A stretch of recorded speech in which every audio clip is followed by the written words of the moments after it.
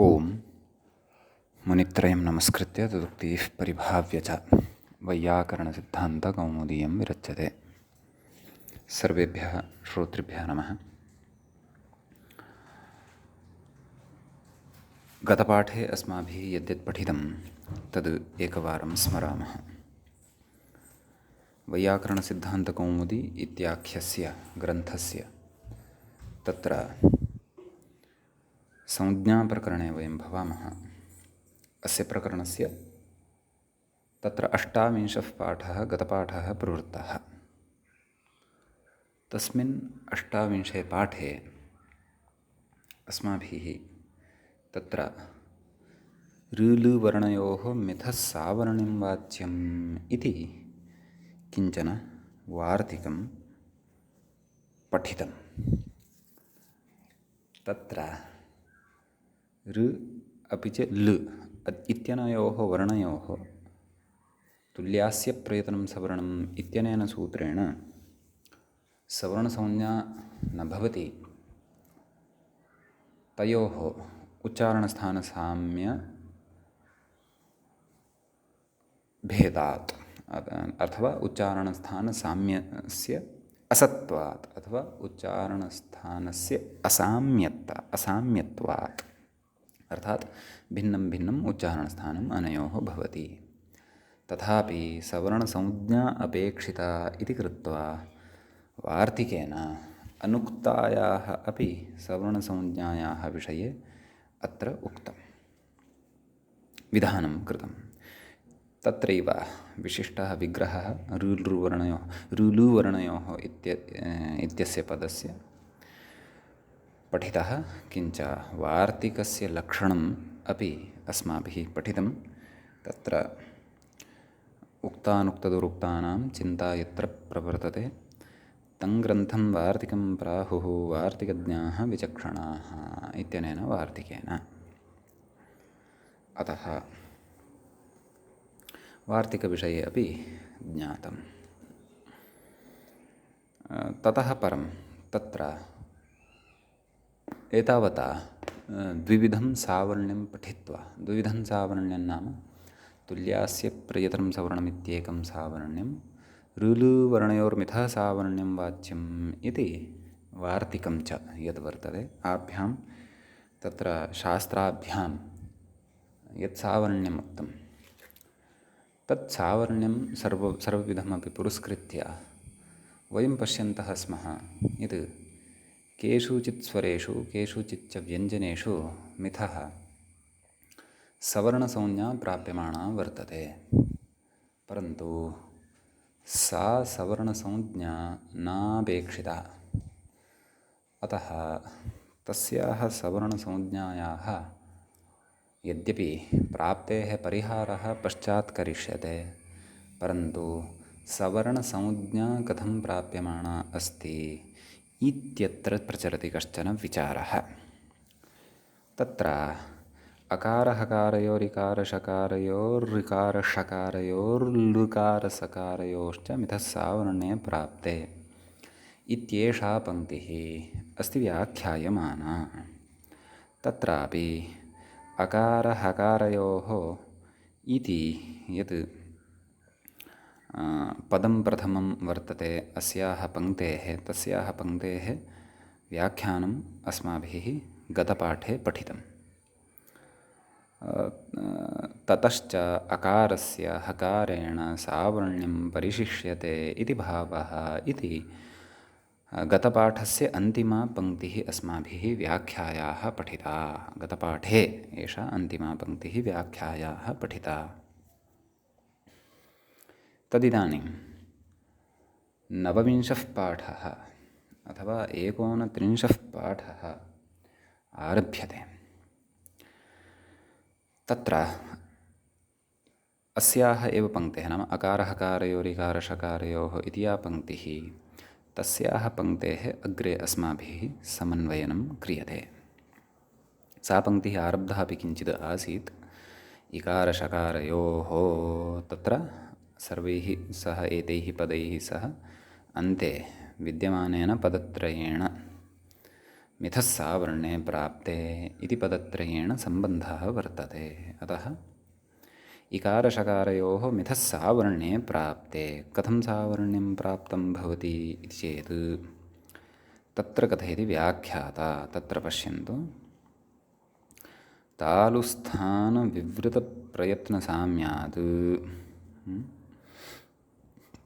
उभयोः सावर्ण्यं प्राप्तम् इति। नाम तत्र इकारस्य शकारस्य च उभयोः उच्चारणस्थानं किम् इति चेत् तालु। तालुशब्दः नपुंसकलिङ्गे भवति। यथा मधुशब्दः, मधुशब्दः पुल्लिङ्गे अपि भवति, परन्तु पुल्लिङ्गे तस्य अर्थभेदः। तालुशब्दः जानुशब्दवत्, जानुशब्दः नपुंसकलिङ्गे, जानुशब्दवत् नपुंसकलिङ्गे भवति। तालु तालुनी तालूनि एवं रीत्या रूपाणि भवन्ति। अस्तु, तर्हि किं कथ्यते? तालुस्थानविवृतप्रयत्नसाम्यात्, नाम उभयोः इकारस्य शकारस्य च उच्चारणस्थाने समानता वर्तते। उभयोः उच्चारणस्थानं वर्तते तालु, किञ्च आभ्यन्तरप्रयत्नः अपि समानः अस्ति। तत्र इकारस्य आभ्यन्तरप्रयत्नः विवृतः, शकारस्यापि आभ्यन्तरप्रयत्नः विवृतः अस्माभिः पठितः।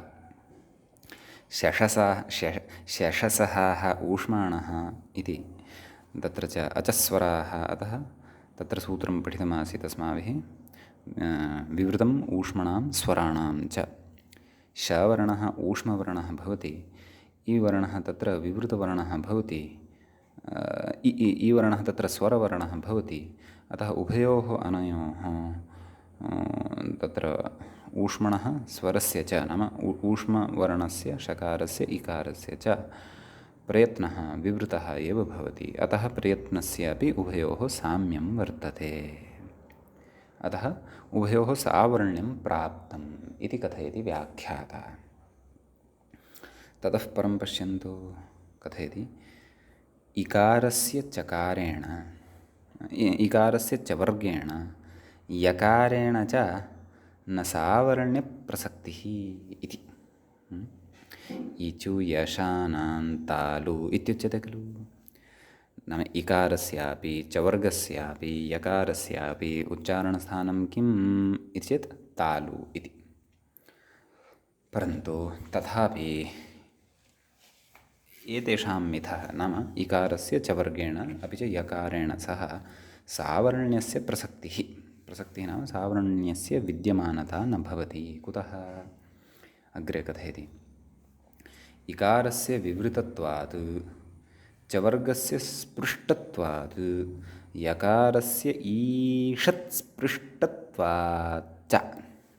समीचीनम्। इकारस्य आभ्यन्तरप्रयत्नः कः? विवृतः, तस्य विवृतत्वम् अस्ति। एवमेव चु अर्थात् चवर्गः, चवर्गस्य आभ्यन्तरप्रयत्नः कः इति चेत् कादयो मावसानाः स्पर्शाः, तत्र स्पृष्टं प्रयत्नं स्पर्शानाम्। अतः स्पृष्टत्वं वर्तते कस्य? चवर्गस्य। अतः भेदः अस्ति। इकारस्य तु विवृतः वर्तते, चवर्गस्य तत्र स्पृष्टः वर्तते। अतः प्रयत्नभेदात् अनयोः साम्यं तु न भवति। अग्रे कथयति, यकारस्य ईषत्स्पृष्टत्वात् इति।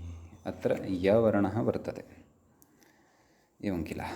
नाम यः यवर्णः अस्ति तस्य च आभ्यन्तरप्रयत्नः भवति, ईषत्स्पृष्टः अथवा आभ्यन्तरप्रयतनं भवति ईषत्स्पृष्टम् इति। यत्नप्रयतनशब्दयोः भेदः अस्माभिः पूर्वं मूले एव पठितः आसीत्। अस्तु, यतनशब्दः नपुंसकलिङ्गे प्रयतनम् इति, यत्नशब्दः पुल्लिङ्गे व्यवहृतः तत्र। अस्तु, किं कथयति, यकारस्य ईषत्स्पृष्टत्वाच्च। तर्हि यकारः तु ईषत्स्पृष्टः कथं? यरलवाः अन्तस्थाः ईषत्स्पृष्टमन्तस्थानाम् इत्युक्तं खलु। अतः यकारस्य अत्र बाह्यप्रयत्नः, क्षन्तव्यः, आभ्यन्तरप्रयत्नः वर्तते ईषत्स्पृष्टः, इकारस्य तु विवृतः। अतः प्रयत्नभेदात् यकारेण सह अपि इकारस्य सवर्णत्वं न भवति, सावर्ण्यत्वं न भवति, सावर्ण्यन्न भवति। एवं खलु? एवञ्च उच्चारणस्थानस्य द्वितीयं सूत्रं यद् वर्तते इचु यशानान्तालु, तत्र केवलस्य इकारस्य अपि च शकारस्य परस्परं सवर्णसंज्ञा अस्ति। इकारस्य च वर्गेण इकारस्य यकारेण सह वा सवर्णत्वं न भवति प्रयत्नभेदात्। इकारस्य शकारस्य तु उच्चारणस्थानमपि समानं वर्तते, प्रयत्नस्यापि समानता वर्तते। समीचीनम्। अग्रे कथयति, अतः इकारस्य शकारेण सावर्ण्यं परिशिष्यते इति भावः। नाम इकारस्य तत्र शकारेण सह सावर्ण्यं परिशिष्यते, नाम परिशिष्टं भवति, अवशिष्टं भवति। क्व? तत्र इचु यशानां तालु इत्यस्मिन् सूत्रे। समीचीनम्। इदानीं तृतीयं पदं पश्यन्तु उपरि पङ्क्तौ। ऋकारषकारयोरिति, तेन सह अपि किं योजनीयं? मिथः सावर्णे प्राप्ते, नाम ऋकारषकारयोः मिथः सावर्णे प्राप्ते। तत्र अस्याः पङ्क्तेः, नाम अस्य पदस्य ऋकारषकारयोः अस्य पङ्क्तस्य समन्वयनं करोति। किं कथयति पश्यन्तु। मूर्धस्थानविवृतयत्नसाम्यात् उभयोः सावर्ण्यं प्राप्तम्। कयोः उभयोः? ऋवर्णस्य षवर्णस्य च। समीचीनम्। ऋवर्णस्य उच्चारणस्थानं किं? मूर्धा। षवर्णस्य उच्चारणस्थानं किं? मूर्धा। कुतः? ऋटुरषाणां मूर्धा इति शिक्षावचनम्। अतः मूर्धस्थानसमानता अत्र वर्तते। अपि च प्रयत्नः अपि समानः वर्तते। ऋ इति भवति स्वरः। स्वराणाम् आभ्यन्तरप्रयत्नः कः? विवृतः। षकारस्य आभ्यन्तरप्रयत्नः कः? विवृतः। कुतः? यतः षवर्णः ऊष्मवर्णः वर्तते। शशसहाः ऊष्माणः इत्युक्तं खलु। अतः ऊष्मणां तु विवृतं भवति आभ्यन्तरप्रयतनम् इति कृत्वा अत्र ऋवर्णस्य यदुच्चारणस्थानं वर्तते, यश्च प्रयत्नः वर्तते, तदेव उच्चारणस्थानं, स एव च प्रयत्नः षकारस्यापि वर्तते इति कृत्वा ऋवर्णस्य षवर्णस्य च द्वयोः अपि तत्र सावर्ण्यं भवति प्राप्तम्। एवं किल। अग्रे कथयति, ऋकारस्य टवर्गेण रेफेण च, नाम तत्र ऋवर्णः यः वर्तते तस्य टवर्गेण,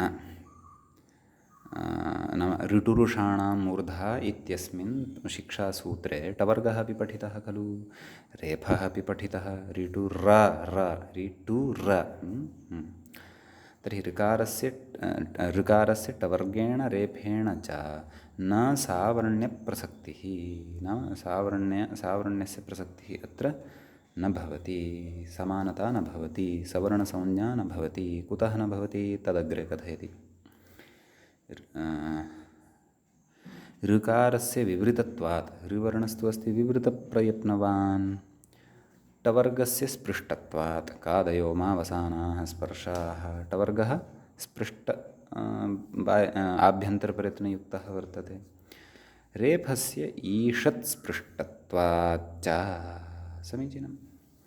प्रयत्नभेदेन अत्र ऋवर्णस्य टवर्गेण सह समानता न सर्वथा भवति।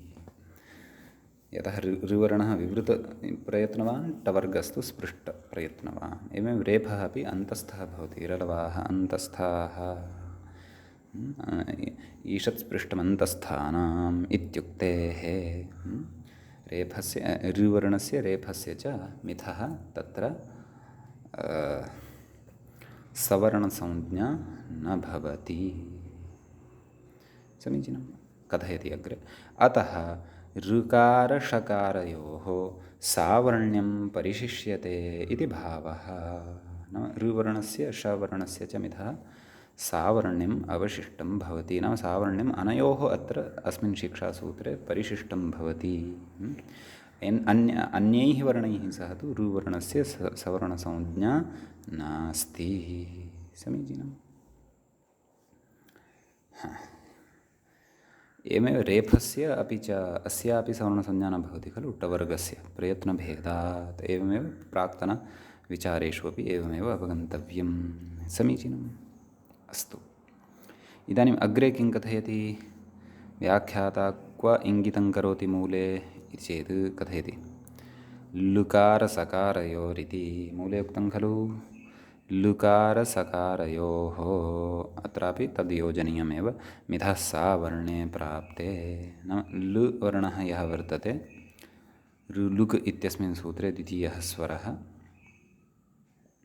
तत्र लुवर्णस्य सवर्णस्य च इत्यनयोः द्वयोः तत्र कथयति दन्तस्थानविवृतप्रयत्नसाम्यात् उभयोः सावर्ण्यं प्राप्तम् इति। लुवर्णस्य उच्चारणस्थानं किं? दन्ताः। अपि च प्रयत्नः कः इति चेत् विवृतप्रयत्नः वर्तते। सकारस्यापि उच्चारणस्थानं किम् इति चेत् दन्ताः। आभ्यन्तरप्रयत्नः कः वर्तते इति चेत् विवृतः एव, एवं खलु। कुतः? शशसः ऊष्माणः, विवृतं ऊष्मणां स्वराणां च इत्युक्तत्वात्। अतः विवृतम् एव अस्यापि आभ्यन्तरप्रयत्नं भवति। अतः अनयोः उभयोः अपि सावर्ण्यं प्राप्तं। केन? तुल्यास्य प्रयत्नं सवर्णं। गतेषु अपि सर्वेषु अपि तत्र विचारेषु ऋकारषकारयोः, इकारषकारयोः, अकारहकारयोः अत्रापि सर्वत्र तुल्यास्य प्रयत्नं सवर्णम् इत्यनेन, तुल्यास्य प्रयत्नं सवर्णम् इत्यनेन सूत्रेण तत्र सावर्ण्यं प्राप्तम् अस्ति। समीचीनम्। अग्रे कथयति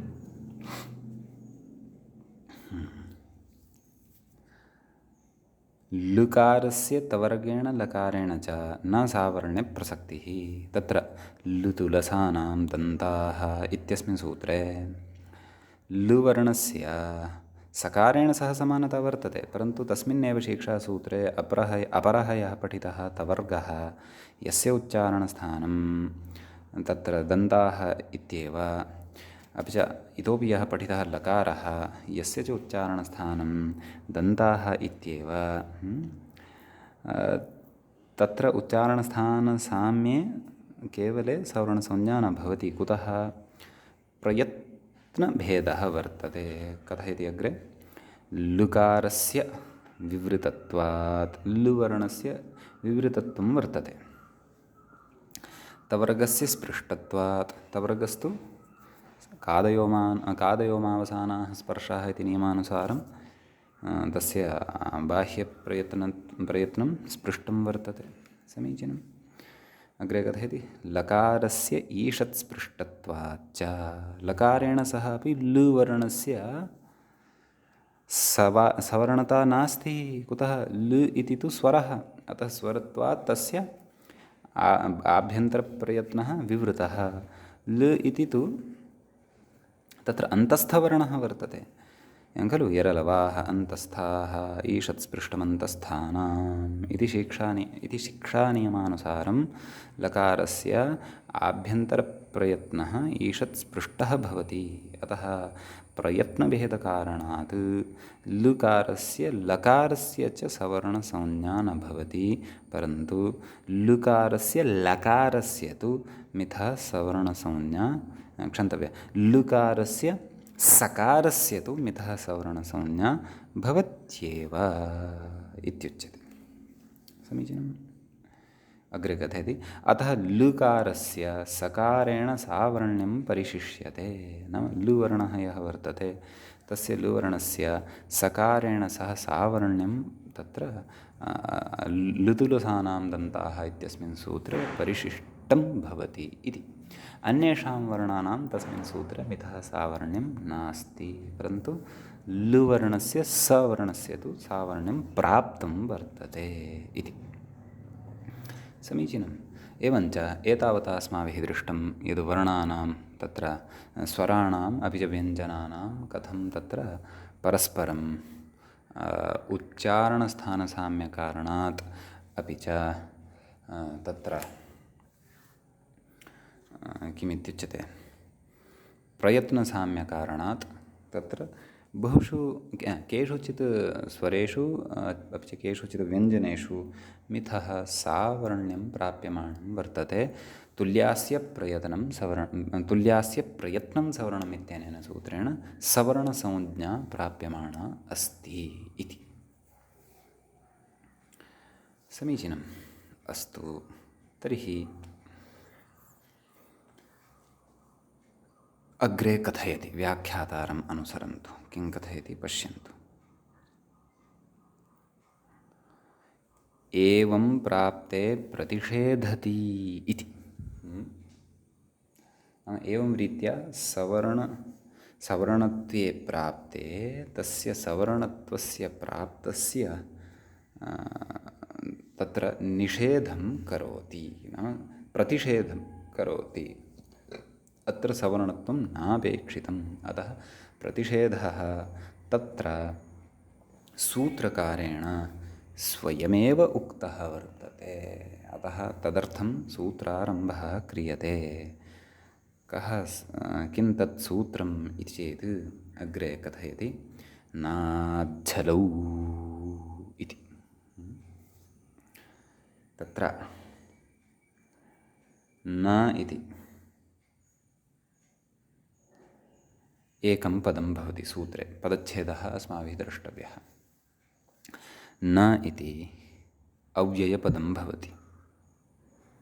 द्वितीयं पदम् अत्र भवति दीक्षितानुसारम् आज्झलौ इति। समीचीनम्। प्राचीनानाम् अनुसारं तु द्वितीयं पदम् अत्र भवति अज्झलौ इति, परन्तु अत्र दीक्षितस्य विग्रहानुसारम् अथवा दीक्षितस्य मतानुसारं नाज्झलौ इत्यस्य पदच्छेदः कथं, न आज्झलु, दीर्घः आकारः आ इति एकः भवति अ सः न, एकः भवति आ इति, अतः अत्र आज्झलु इति एवं रीत्या पदच्छेदः अस्ति इति। तर्हि न इति तु अव्ययं भवति इत्युक्तमेव। आज्झलौ इति प्रथमाविभक्तेः द्विवचनान्तं रूपं भवति। समीचीनम्। तत्र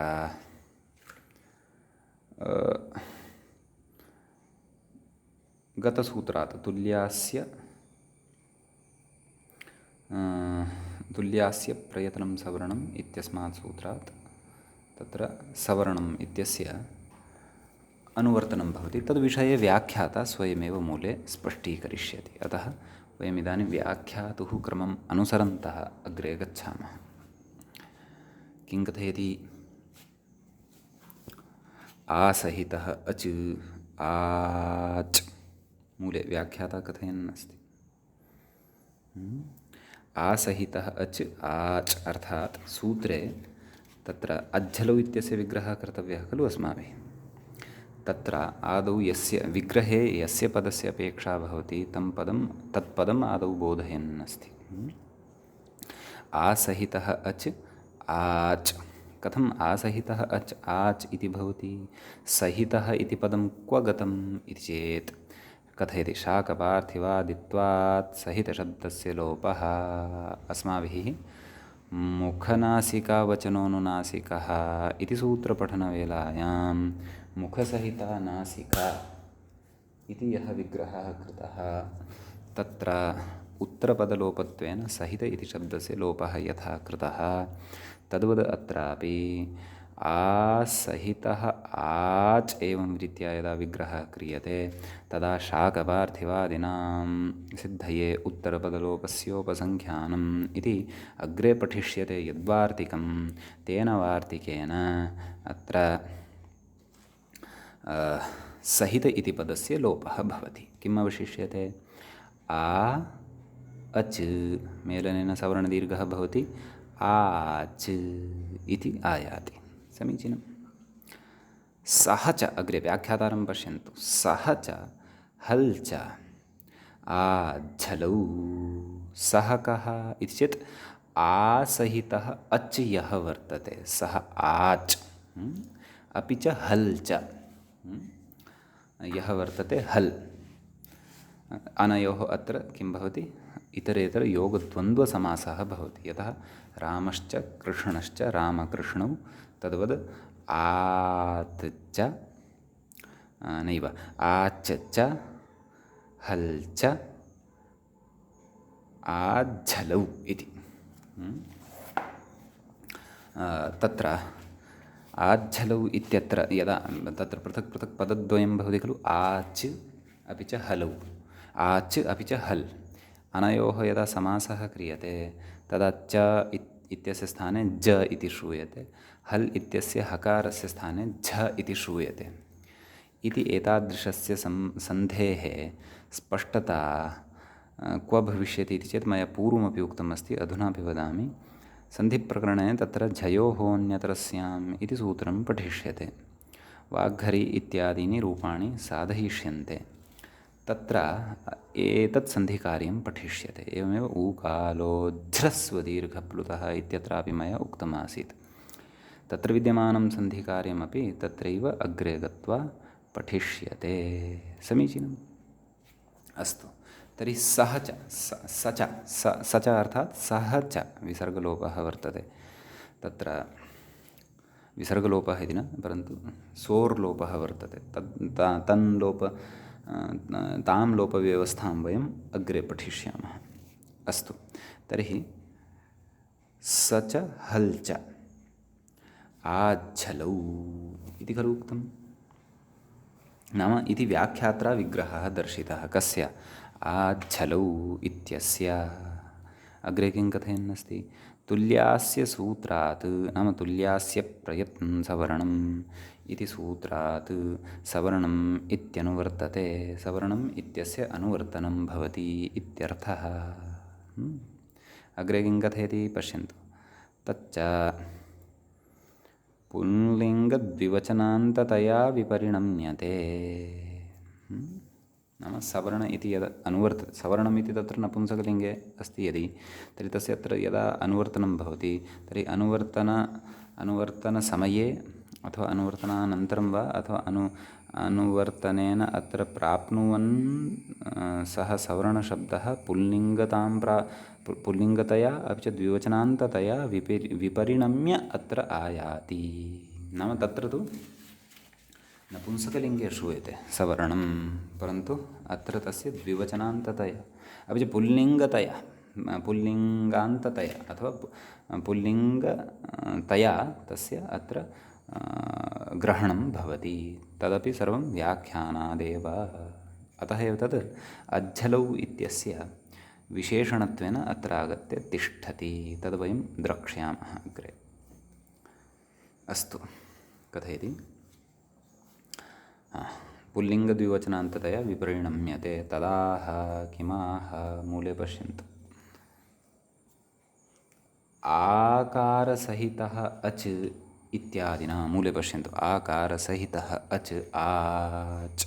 अयं विग्रहः व्याख्याता दर्शितः एव। व्याख्यात्रा सूत्रस्य तत्र पदविभागादिकं द्रष्टव्यं भवति इति आदौ तेन विग्रहः दर्शितः।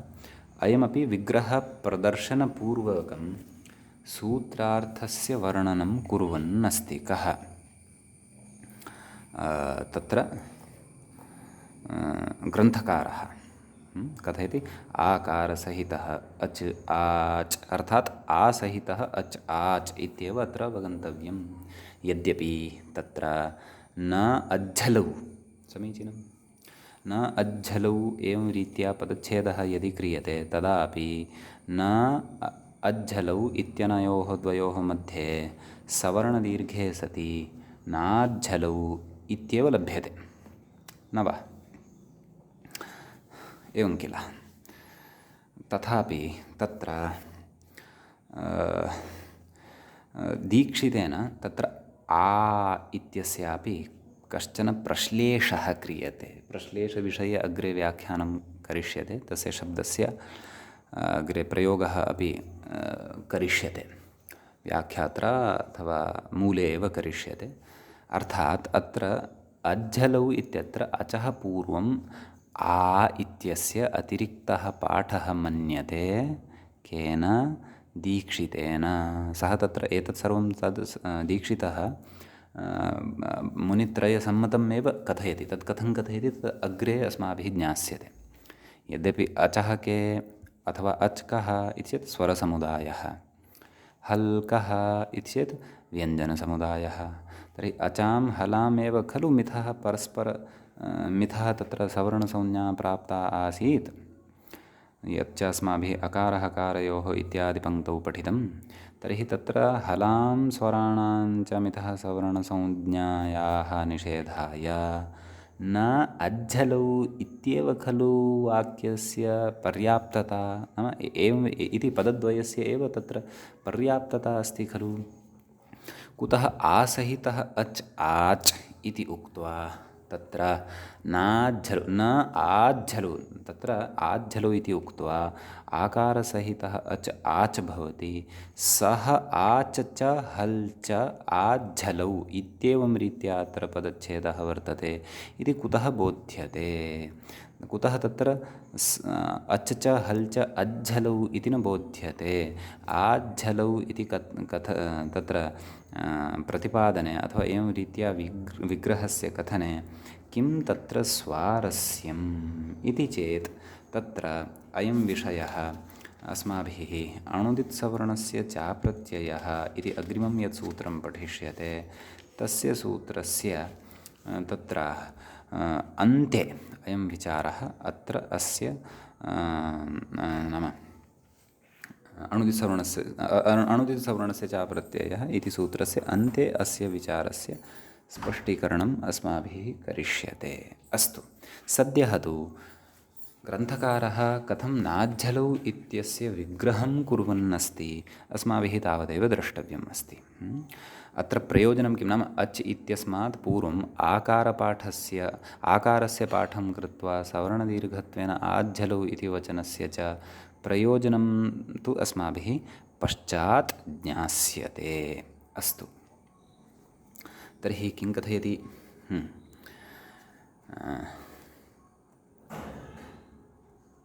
किं कथयति? नाज्झलौ विग्रहः कृतः आकारसहितः च आच् स च हल् च अग्रे सूत्रार्थं पश्यन्तु। सः च नाम तदेव यथा व्याख्यात्रा उक्तं तदपदेव। सः नाम आच् इति, सः च हल् च नाम आसहितः स्वरसमुदायः अपि च हल् अर्थात् व्यञ्जनसमुदायः इति अर्थः आहत्य ज्ञातः भवति इति एतौ कौ नाज्झलौ मिथः सवर्णौ न स्तः। सवर्णौ पश्यन्तु पुल्लिङ्गे श्रूयते। कुतः? एतौ कौ नाज्झलौ आज्झलौ पुल्लिङ्गे अस्ति पदम्, अतः पुल्लिङ्गत्वात् तत्र तस्य विशेषणत्वेन तत्र सवर्णौ इत्युच्यते। अतः एव तत्र भवन्तः पश्यन्तु व्याख्यात्रा किमुक्तं? तुल्यास्य सूत्रात् सवर्णम् इत्यनुवर्तते। तत्र तु तन्नपुंसकलिङ्गे वर्तते। कथयति? तच्च पुल्लिङ्गद्विवचनान्ततया विपरिणम्यते। नाम तत्र पुल्लिङ्गद्विवचनान्तता वर्तते, अतः तस्य एवं रीत्या विपरिणामः भवति इत्यर्थः। कुतः? सूत्रार्थे तत्र हलौ इत्यस्य विशेषणत्वेन सः शब्दः अपेक्षितः, तस्य विशेष्यपदं तु आज्झलौ इति पुल्लिङ्गे वर्तते, अतः तस्य विशेषणम् अपि विशेष्यपदं नाज्झलौ इति पुल्लिङ्गे वर्तते, अतः विशेषणम् अपि पुल्लिङ्गे एव भवतु सवर्णौ इति एतदर्थं तत्र गतसूत्रे नाम तुल्यास्य इति सूत्रे सवर्णम् इति पदम् एकवचने नपुंसकलिङ्गे चापि पठितम् अत्र द्विवचनान्ततया अपि च पुल्लिङ्गे स्वीक्रियते। द्विवचनान्ततया पुल्लिङ्गतया च तस्य अत्र अनुवर्तनं भवति इति एतादृशपदेषु विभक्तिविपरिणामः अथवा वचनविपरिणामः अथवा लिङ्गपरिणामः सर्वोऽपि तत्र व्याख्यानबलादेव ज्ञातव्यः भवति। सूत्रे विद्यमानानां पदानां तत्र किं लिङ्गं वर्तते, तेषां यदि तानि पदानि विशेष्यभूतानि वर्तन्ते तर्हि कीदृशस्य विशेषणपदस्य ते अपेक्षाम् अर्हन्ति इत्यादिकं सर्वमपि अस्माभिः तत्र सूक्ष्मतया भवति विचारणीयं। नाम अनुवृत्तिविषये, नाम गतसूत्रे यथा पदं वर्तते तत्र उच्यते खलु सूत्रेषु अदृष्टं पदं सूत्रान्तरात् अनुवर्तनीयं सर्वत्र इति तत्र यदुच्यते तत् नाम सूत्रान्तरात् यानि पदानि अनुवृत्तितया स्वीक्रियन्ते तानि पदानि यथावदेव अनुवर्तन्ते इति नास्ति।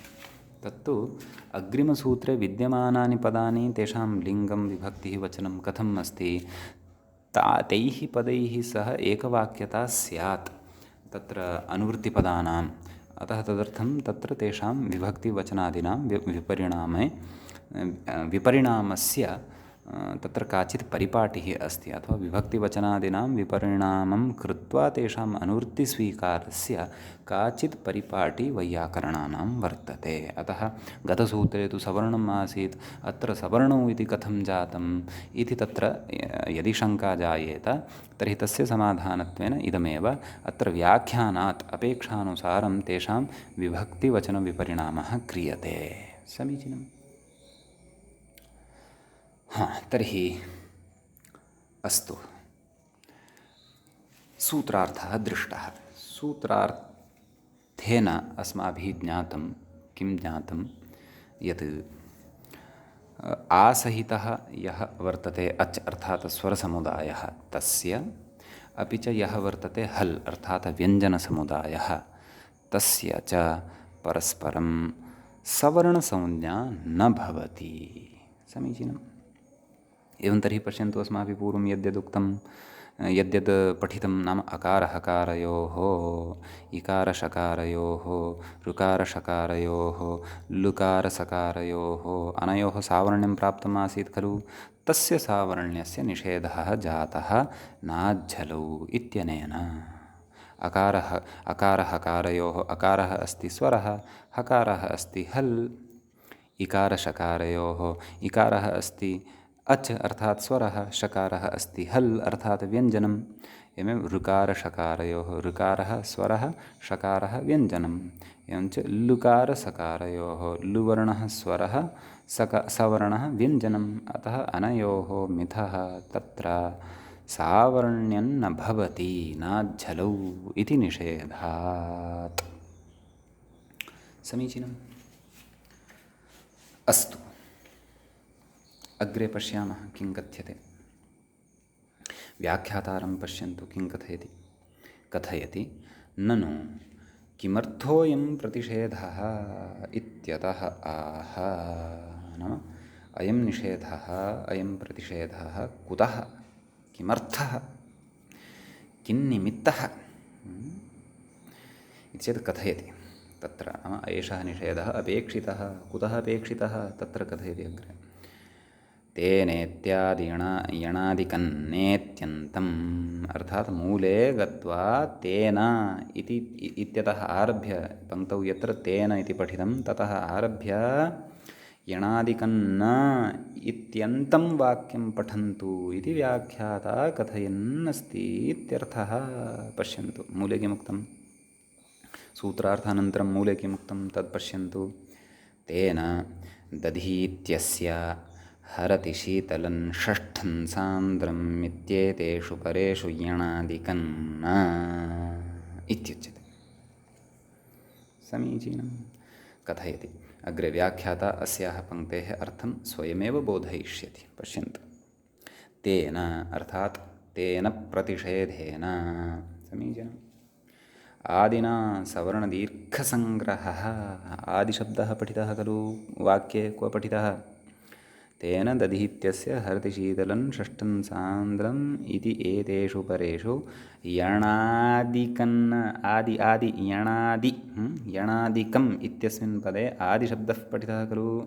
तेन आदिना शब्देन सवर्णदीर्घसङ्ग्रहः नाम सवर्णदीर्घस्यापि तत्र सङ्ग्रहः ज्ञातव्यः इत्यर्थः।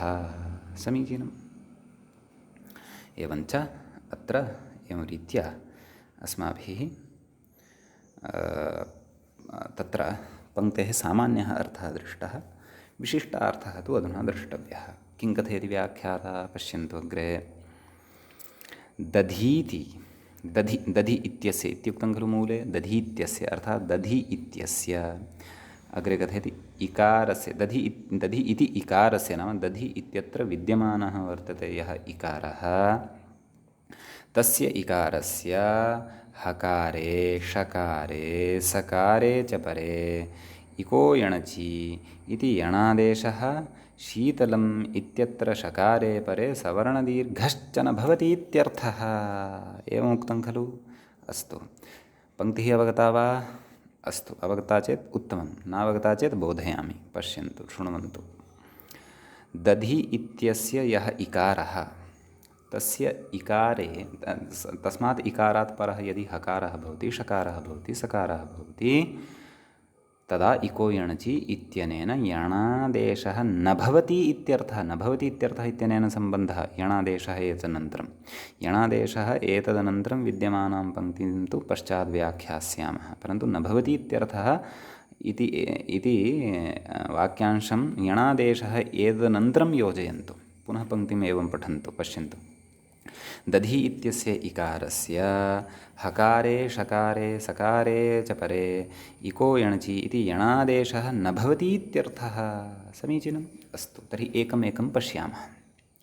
दधि इत्यस्मात् हकारः परे भवति एतादृशम् उदाहरणं तत्र मूले एव दत्तं वर्तते। केन? ग्रन्थकारेण। पश्यन्तु, दधि इत्यस्य हरति अन्वयः क्व वर्तते? परेषु।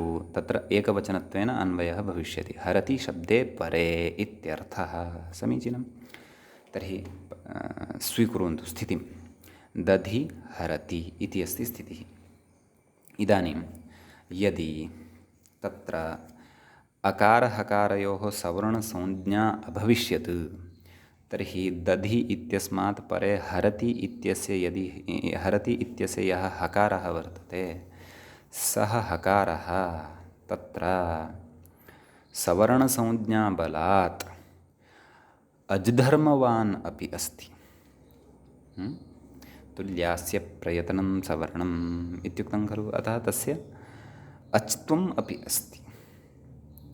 समीचीनम्। अच्त्वं तस्य कथं भवति तद् अग्रिमपङ्क्तौ कथयिष्यते। नाम उभयोः सवर्णाः सवर्णसंज्ञकाः स्वस्य नाम ते वर्णाः नाम अण् उदित्य ते अणः नाम अण् प्रत्याहारे ये विद्यमानाः वर्तन्ते ते स्वसवर्णस्य ग्राहकाः भवन्ति इत्युच्यते खलु। अतः नाम यदि अत्र अकारहकारयोः सवर्णसंज्ञा स्यात् तर्हि हकारे उच्चारिते सति हकारस्यापि बोधः अकारस्यापि बोधः स्यात्। अकारे उच्चारिते सति हकारस्यापि बोधः स्यात्। नाम अकारेण हकारस्यापि ग्रहणं स्यात्। ग्रहणं केन स्यात् तत्तु ग्रहणकशास्त्रम् अस्माभिः अग्रे पठनीयं वर्तते। किम्? अणुदित्सवर्णस्य च प्रत्ययः इति। अतः किं कथयति? नाम एतेषु परेषु किं कथितवान्? यणादेशः न स्यात्। तर्हि अकारहकारयोः यदि सवर्णसंज्ञा स्यात् तर्हि सवर्णत्वं नाम किं? समानता, साम्यम्। उभयोः कश्चन भेदः एव न स्यात्। हकारः नाम अकारः, अकारः नाम हकारः। उभयोः अकारस्य धर्मः अकारे भवितुम् अर्हति, हकारस्य धर्मः अकारे भवितुम् अर्हति। अतः अकारस्य धर्मः कः? अच् धर्मः। स च अच् धर्मः सवर्णसंज्ञाबलात् हरति इत्यस्य हकारे प्रविशेत् अथवा अकारेण हकारस्यापि ग्रहणं स्यात्।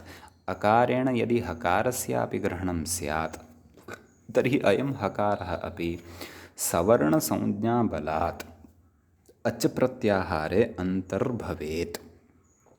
अच् प्रत्याहारे एषः हरति इत्यस्य हकारः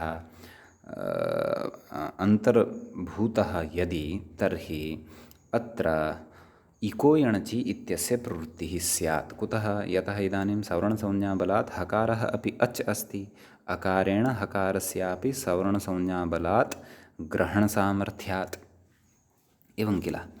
अतः यः अत्र वर्तते ह इति वर्णः तस्य ह वर्णस्य अच्त्वात् इको यणचि इत्यस्य प्रवृत्तिः स्यात्। तथा यदि तर्हि दधि हरति इत्यवस्थायां दधि इत्यस्य इकारस्य स्थाने इको यणचि इकः स्थाने यण् स्यात्। अच् कः अस्ति परतः? हरति इत्यस्य ह इति। कुतः? सवर्णसंज्ञाबलात्। अतः यणादेशः स्यात्। तर्हि का स्थितिः स्यात्? दध् य हरति इति स्यात्। दध् य हरति इति यदि लभ्येत तर्हि पुनः अत्र तदेव, यथा अनुनासिकः इत्यत्र भवन्तः चिन्तितवन्तः किल। अतः अत्रापि यकारस्य लोपो व्योर्वलि इत्यनेन लोपः स्यात्। तर्हि किम् अवशिष्येत्? दध् हरति दद्धरति इति अनिष्टः प्रयोगः कश्चन स्यात्, यस्तु नापेक्षितः। अतएव सवर्णसंज्ञाबलात् तत्र अकारः स्वस्य सवर्णिनः हकारस्य ग्रहणं यथा न कुर्यात् तदर्थम् अत्र सवर्णसंज्ञायाः एव नाशः क्रियते नाज्झलौ इत्यनेन सूत्रेण। नाम अचां हलाञ्च मिथः सवर्णसंज्ञा न भवति इति उक्त्वा तेन दधि इत्यत्र विद्यमानस्य इकारस्य हरति इत्यत्र च विद्यमानस्य हकारस्य तत्र नैव अकारः यः वर्तते तस्य अपि च हरति इत्यत्र विद्यमानः यः हकारः अनयोः सवर्णसंज्ञा न भवति। सवर्णसंज्ञा न भवति चेत् अकारेण हकारस्य ग्रहणं न भवति। हकारस्य ग्रहणाभावात् सः ह वर्णः अच् कोटौ नान्तर्भवति, अर्थात् तस्य अच्तुन्न भवति। अच्तुन्न भवति इति कृत्वा दधि अच्तुन्न भवति इति कृत्वा इको यणचि इति सूत्रस्य कृते इकः परतः अच् अपि न लभ्यते, अपि तु व्यञ्जनम् एव लभ्यते। अतः कृत्वा अत्र यणादेशः अपि न भवति। दधि हरति इत्येव प्रयोगः अस्माकं पुरतः शुद्धः प्रयोगः दृश्यते। समीचीनम्। इदानीं पश्यन्तु, व्याख्याता किं कथितवान्? दधि इति इकारस्य हकारे परतः अस्माभिः का अनिष्टता भवति इति चिन्तितम्। इदानीम् अग्रे किम् उक्तवान्? षकारे, अर्थात् दधि इत्यस्मात् षकारे, मूर्धन्यषकारे परतः अपि अनिष्टं भवति। तत्र मूले पश्यन्तु, दधि इत्यस्य हरति, एतदनन्तरं किं पठितं? शीतलं। शीतलविषये वयं पश्चात् चर्चां करिष्यामः। व्याख्यातुः अनुसारं वयं व्याख्यानं मूलपङ्क्तेः समन्वयनं कुर्मः। समीचीनम्। अतः वयं षकारपरकत्वस्य उदाहरणं स्वीकुर्मः। तस्य उदाहरणं वर्तते षष्ठम् इति। अतः दधि इत्यनेन सह षष्ठम् इति योजयामः। तर्हि अस्माकं सविधे स्थितिः भवति दधि षष्ठम् इति। दधि षष्ठम् इत्यत्र नाम किञ्चन वाक्यं कल्पयितुं शक्यते। नाम पङ्क्तौ तत्र 8 वा 10 वस्तूनि स्वीकृतानि सन्ति। प्रथमः कटः, द्वितीयः आसन्दः, तृतीया कर्तरी, चतुर्थी गौः, पञ्चमी इष्टिका, षष्ठं दधि अस्ति। एवं रीत्या किमपि एकं नाम एका कल्पना अस्ति। अत्र अस्य अर्थः पूर्णतया तत्र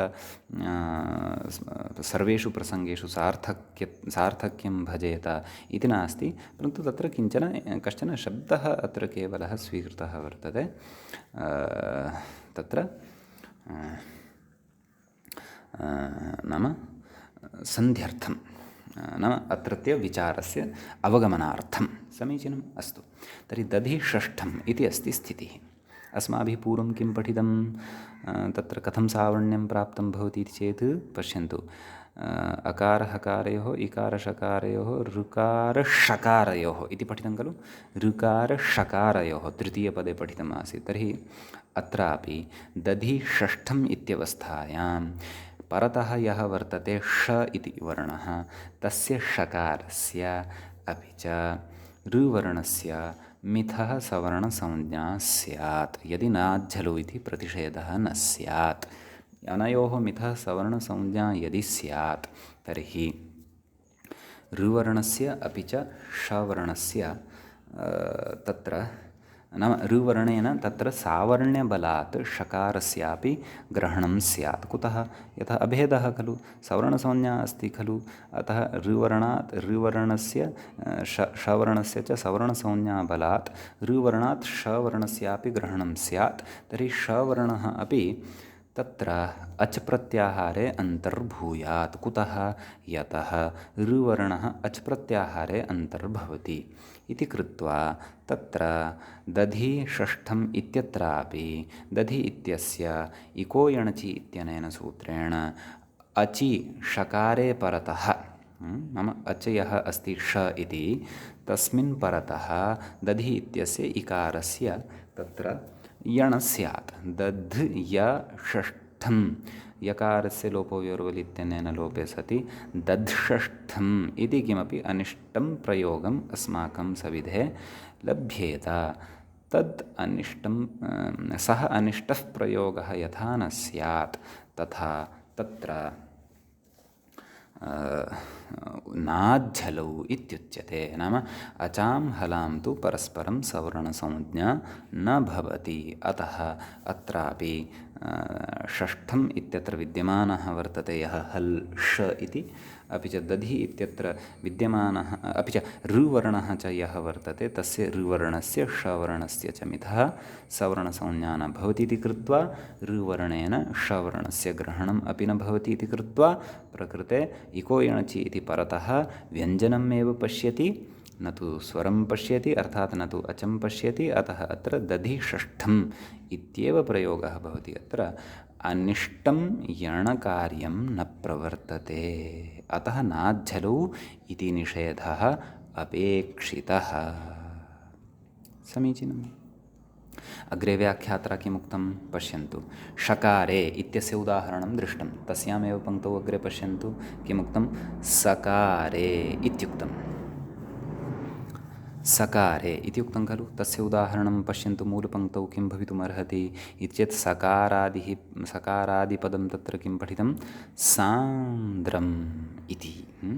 अत्रापि सैव समस्या स्यात् यदि सवर्णसंज्ञायाः निषेधः न स्यात्। अतः किं कथयति, दधि सान्द्रम् इत्यवस्थायां तत्र अस्माभिः पूर्वं पठितं खलु, लुकारसकारयोः सावर्ण्यं स्यात्। कुतः?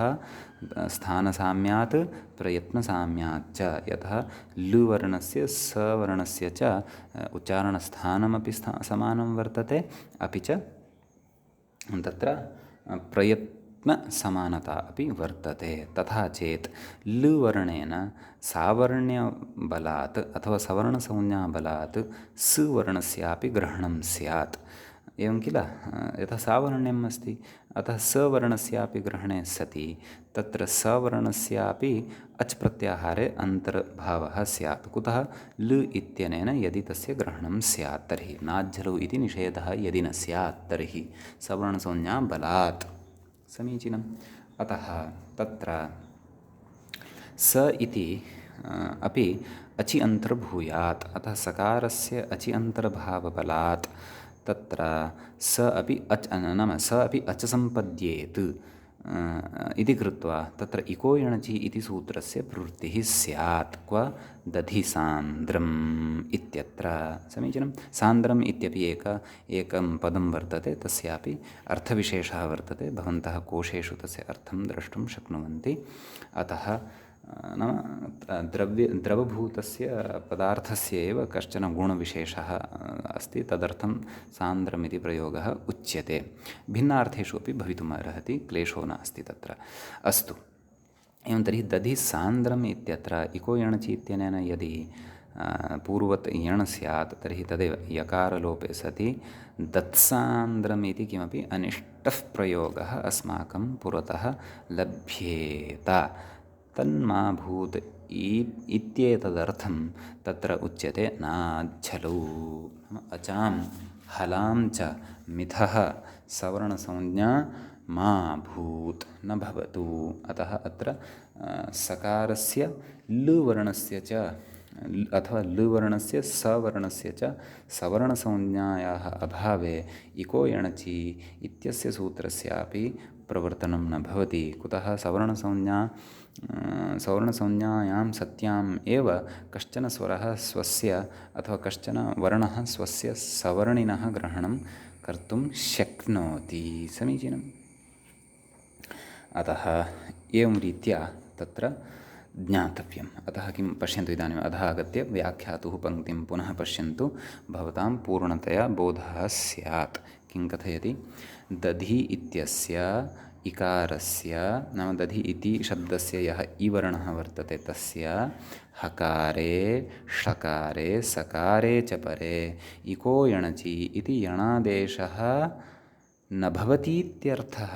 तत्र न भवतीत्यर्थः आदौ अस्माभिः योजनीयम् इति मया उक्तं। तद् आदौ योजयित्वा तत्र समन्वयनं कर्तव्यम् इत्यपि मया पूर्वमेव उक्तम्। अस्तु, इदानीं तत्र नाम मूलवाक्ये शीतलम् इति पदस्य समन्वयनम् अवशिष्टम्। अतः तस्य समन्वयनं वयं व्याख्यातुः पङ्क्तिं पठित्वा कुर्मः। तत्र उक्तं खलु, तस्यामेव पङ्क्तौ मध्ये उक्तं खलु, शीतलम् इत्यत्र शकारे परे सवर्णदीर्घश्च न भवति इत्यर्थः। तर्हि अत्र शीतलम् इत्यत्र शकारे परे इत्यतः आरभ्य, नाम एतस्मात् पूर्वमपि अयं वाक्यांशः योजनीयः। कः वाक्यांशः? दधीति इकारस्य। तर्हि अत्र किं कथनीयं, कथं द्वितीयं वाक्यम् अत्र कथं निर्मातव्यम् इति चेत् तत् पश्यन्तु। दधि इति इकारस्य शीतलम् इत्यत्र शकारे परे अथवा शीतलम् इत्यस्य शकारे परे सवर्णदीर्घः च न भवति। एवं रीत्या तत्र द्वितीयं वाक्यं निर्गतं भवति व्याख्यातुः अस्मात् वाक्यात्। अतः कथं तत्र उदाहरणं वक्तव्यं? दधि शीतलम् इति तत्र भवति स्थितिः। समीचीनम्। अधुना दधि शीतलम् इत्यत्र यणं न उक्तवान्, यणः आपत्तिं न प्रकटितवान्, परन्तु किं कथितवान् पश्यन्तु व्याख्याता, सवर्णदीर्घः न स्यात्। अतः शीतलम् इति पदे परतः सवर्णदीर्घापत्तिः, सा च आपत्तिः कथम् इति चेत् दधि शीतलम् इति भवति खलु स्थितिः। दधि शीतलम् इत्यवस्थायां तत्र दधि इत्यत्र यः इकारः वर्तते सः इक् प्रत्याहारे अन्तर्भवति। परतः शीतलम् इत्यस्य यः तत्र शकारः वर्तते तस्य शकारस्य इकारेण सह अथवा इकारस्य शकारस्य च, तत्र पूर्वम् उक्तं खलु नाज्झलौ इत्यतः पूर्वं पङ्क्तौ किम् उक्तम्? इकारशकारयोः। अतः तयोः नाम इकारस्य शकारस्य च तत्र परस्परं सवर्णसंज्ञा यदि स्यात् तर्हि इकारेण शकारस्यापि ग्रहणं स्यात्। एवं किल? तर्हि शकारे अपि इकारधर्मप्रवेशः स्यात्। नाम उभयोः सवर्णत्वम् अस्ति। सवर्णत्वे सति ययोः सवर्णं भवति, सावर्ण्यं भवति, तयोः तु भेदः एव न भवति। अतः इकारेण शकारस्यापि ग्रहणं तत्र कृतं भवति इति कृत्वा तत्र किं कथयति? तत्र नाम दधि शीतलम् इत्यवस्थायाम् अकः सवर्णे दीर्घः इत्यस्य प्रवृत्तिः स्यात्। अकः सवर्णे दीर्घः इत्यस्य कः अर्थः? अकः सवर्णे अचिपरतः पूर्वपरयोः तत्र दीर्घ एकादेशः भवति इत्युच्यते।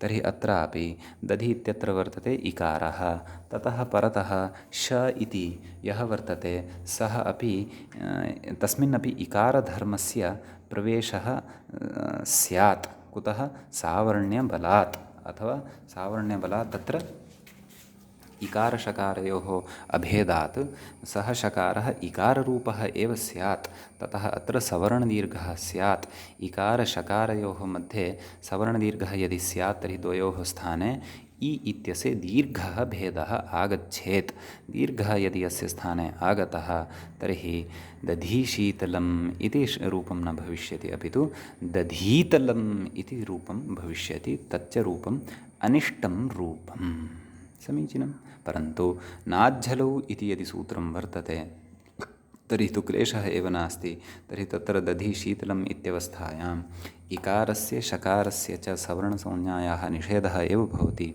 अतः सावर्ण्यस्य यदि निषेधः भवति तर्हि इकारः इकारः शकारः शकारः शकारः इकारः न इकारः शकारः न इति कृत्वा सवर्णदीर्घः अपि तत्र न भवति नाज्झलौ इति निषेधेन रक्षिताः वयं भवामः समीचीनं तर्हि इति एतावन्तः केचन विचाराः अत्र पठिताः तत्र एतत् सम्बद्धाः अन्येपि विचाराः अस्माभिः अग्रे पठनीयाः वर्तन्ते तान् विचारान् वयं श्वः पठिष्यामः अग्रिमे पाठे पठिष्यामः एतावतः विचारान् भवन्तः दृढतया बुद्धौ स्थापयन्ति ततः परम् अग्रिमाय विचाराय अथवा विचारसमुदायाय भवन्तः भवन्ति सिद्धाः इति अत्र कामये अत्रैव मङ्गलं कुर्मः मुनित्रयं नमस्कृत्य तदुक्तिः परिभाव्य च वैयाकरणसिद्धान्तकौमुदीयं विरच्यते सर्वेभ्यः श्रोतृभ्यः नमः इत्येवञ्च नवविंशः पाठः अथवा 29 पाठः संज्ञाप्रकरणस्यास्य समाप्तिं गच्छति।